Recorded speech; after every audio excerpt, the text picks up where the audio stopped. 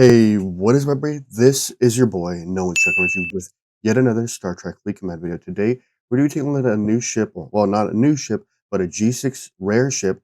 The Archimedes from Think Tank has kindly shown me, or video recorded for me, that it's been sitting in my pile for like 3 weeks now. I kind of been just really busy. But we're going to take a look at the Romulan. Where's it at? I thought it was the Velox. So, this is the ship we're taking a look at right here is the Velox, which is a rare G6 ship. And right now you can see they start at 2.3 billion in power, which is for my level. Of course, that is not where his research lands. It probably starts way bigger. But before we jump into the video, don't forget to like, subscribe, hit that notification down below. Don't forget, if you want to donate, there are donation links, but you don't have to. Just enjoy the video, leave a comment, hit the like button. That's all I care about, guys. All right, so we have our basic stuff. I'll go through here slowly so you see the information here at hand. I like reading the write-ups on them. I know I butcher them sometimes, and I apologize that I do butcher them, but I want to be able to bring you guys some narrative of the ship and the information that comes behind the ship. So as we go down the pipeline, I like to see its impulse, its warp distance right off the bat, its warp speed, and just like that, it's cool. So as skirmish on the border of the Klingon neutral zone became more and more common, the Romulan Empire's fleet found themselves increasingly at its mercy of the Klingon war parties. At long range, a well-crewed auger was more than capable of holding its own against the Klingon hoarders, but in the short-range dogfights preferred by the Imperial fleet, the Romulan found themselves at a disadvantage. Klingon D4s were too fast and nimble, easily flanking the lower Romulan battleships and hitting them and their weakest points. This was unacceptable. To combat this threat, the Romulan Senate instructed esteemed physicists and engineers Tuvan Zin to design a new vessel that could outperform the D4 in its short-range combat. Tuvan was given 3 weeks. It was utilized a rare Sigma titanium. Tuvan developed a vessel capable of maneuvering at near light speed. The Velox triple reinforced Sigma titanium hull plating is immensely flexible. The thermal protectors capable of withstanding up to 6,000 degrees Kelvin.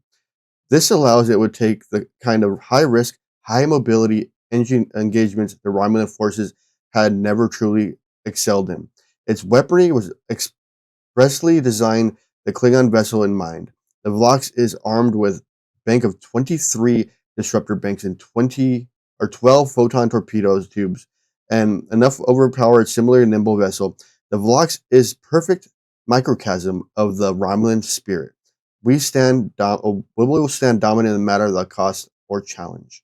So that's the write-up on the ship for the Velox. Again, I think the 63 or 67 ops to get to the ship, and from there, you got the required, which is the required faction rep, which is going to be when it loads. Romulan. The Velox faction rep is going to be right here, which is reserved. I'm barely venerated, so that tells you how far it's into it. So we'll pull up the video of Archimedes building the Velox. See right here, as you saw the difference right off the bat, his is 2.8 billion. It's going to cost him 74.4k Sigma titanium, 620k or 620 dilithium. Thing is, you're looking at the 74.4k, you think that's nothing. In Sigma world, that's a lot. Like, we thought trillions was bad in the G5 world. Sigma, it brings it to a whole new level. So let's take a look at the ship and let's hit the build. Let's see how this build goes. As you see right now, he has 6.5 million steel. Well, here's his speed up, 3 days, 17 hours of Sigma, of course, to build. And he's going to use his Sigma speed ups to speed through the process to accommodate this. I wish I had that many. Nice number, too. So he speeds the ship up. Boom, he has an hour off. He uses, 1 hour and 1 hour? Yep. So he doesn't waste his 3 hour because Sigma speed ups are very, very vital. So here is the Velox coming out of the dock. It is a small ship. It's supposed to be able to fight the D4s off in the reality of the show or the series or the movies. But remember, this is Star Trek Fleet Command. So a D4 versus the Velox. D4 is just no chance at all because of just his overwhelming strength in general, which is nuts. So here's a Velox coming out of the dock. It is a beaut of a ship. It's in sails on the left and right. It's warped in the back. It's bridged right up front. It's small. It's nimble. Again, to fight off the D4s, which that was the reason it was built. That's the reason why we have the write up on it. So as you see right there, there's a whole view of the ship. After that, Archimedes is going to show us the build process, the cost to build the ship, which it can be expensive for these ships, especially at that level. Like that's obtaining like up there in the goal, like Wall Oster down here. Well, maybe right here, but a lot of us are right there. So that's the other thing behind it. It's a long run game. It's not a speed through game. It's not something you can be here, here, here. Well, you could, but you don't get the experience of playing the game and seeing how far you can get and what you can do. Here's a ship. Let's take a little time on that one. So let's go here. He's gonna switch the ship. Let's see what it looks like with a crew on it, because right now we saw it without a crew. So it's at 3 billion, basically even without a crew, with a crew on it right now. So it had a little jump. Even coming out of dock, it's gonna jump like to 2.9, I want to say.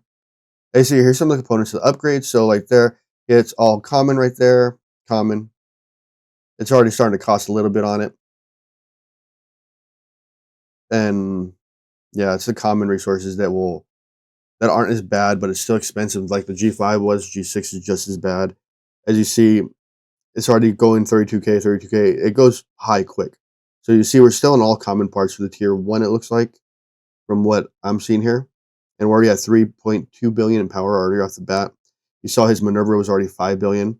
So that's some room to catch up on. I think right now, after recording this video, his Velox is 2 or 7.2 million or billion. No. It's tier 7, I know that. So he's tearing it up. Boom. Speed it up. He doesn't like the smart speed, if I remember right, because he thinks it's a waste. I like the smart speed personally. So right now he's trying to calculate it out. 1 hour, 8. It's probably like 15-minute timer left. An hour. That's a no-brainer. Boom.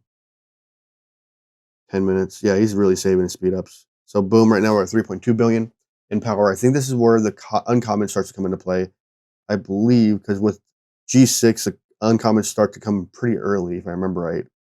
Or they could have changed it up for the rares, because I haven't seen it. So right now we're still in uncommon territory. We're up. See, there's the uncommons come into play. So we're coming crystal right off the bat. So you see 53K. It starts to build up in the Sigma related stuff. That's the one thing you have to start worrying about. Your Sigma, titanium, your resources, and then see right off the bat, we're already at uncommon ship parts, which is another one right there. So right off the bat, it's starting to see a little bit more to it. So right now we're at almost 4 billion in power. So maybe once he gets it to level 10, which will help it out. Eric Hurd, normal stuff in the game. 3.4. See, it's starting to shoot up there. And right now, I'm not sure what the barb spike. I have to look at the in game. I'm not 100% sure what its ship power ability is, because I know my uncommon is going to be like radius shielding or asteroid or whatever the other one was of the hazard particles, or hazard. If you haven't heard of the hazard, when you go into the systems, is it damage over time? It hurts your ship over time, which sucks, but it's another challenge to add to the game. But you can get there at one point. And you see, he's already up in his stats. Looking at his stats now, especially with his research, is going to be way different than mine, since I am a 64 with a lot to catch up on research to even get to that far. Plus, it's way on my price league right now. So he's already at 1.3K in warp speed. Here's his little read up. He shows that. He upgrades the engine. Let's see if he goes to tier 3 in it. So right there is tier... Oh, he did go tier 3 in it. Boom. It's a lot of 1 hour speed ups. I need more of those. I need to farm those more in this game, because it takes forever to farm the speed ups. Or if you have a lot of time, I should say. All right, so let's see what's the next one. Boom. So right now it's at 3. Oh, let's go back a little bit. So 3.5 billion in power right off the bat. He's only 1.5 billion away from his Minerva, which is a huge difference.